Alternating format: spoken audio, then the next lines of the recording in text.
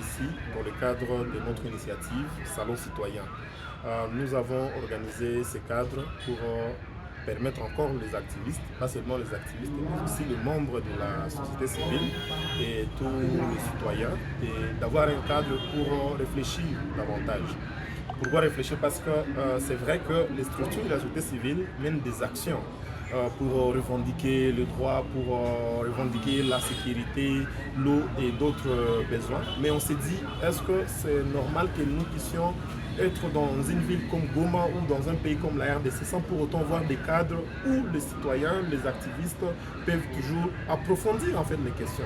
Aujourd'hui, on nous parle de l'accord Diem 23, mais jusqu'aujourd'hui, on ne sait même pas, une grande partie de la population congolaise ne comprend même pas c'est quoi en fait cet accord qu'on nous parle chaque jour.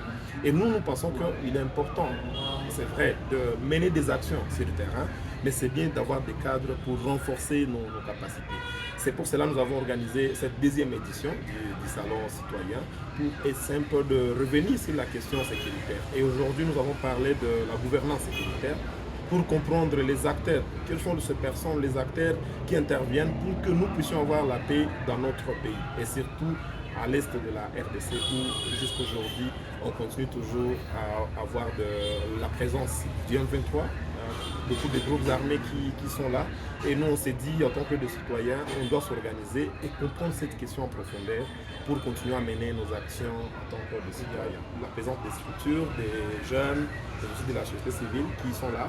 Chaque structure, on essaie un peu de mettre en place un mécanisme pour suivre, pour que ces jeunes puissent s'approprier aussi cette matière dans leurs activités. Et nous avons vu par exemple certains jeunes ou activistes de la lucha, par exemple, ou de Philippe, qui ont essayé un peu de mettre en place des cadres pour réfléchir sur, par exemple, l'accord que j'étais en train de vous dire.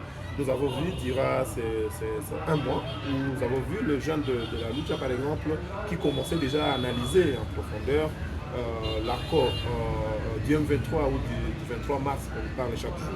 Et tout ça, c'est pour que nous puissions dire à ces jeunes que c'est bien de mener des actions, c'est bien de vouloir changer le pays, mais on ne peut pas changer un pays si on n'est pas en capacité, si on ne comprend pas en profondeur ce qui est les causes, mais aussi les conséquences de cette guerre ou les problèmes que nous traversons. Nous, on s'est dit que les problèmes, c'est nous-mêmes.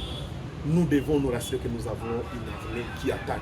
Parce qu'aujourd'hui, on va peut-être finir avec le Rwanda.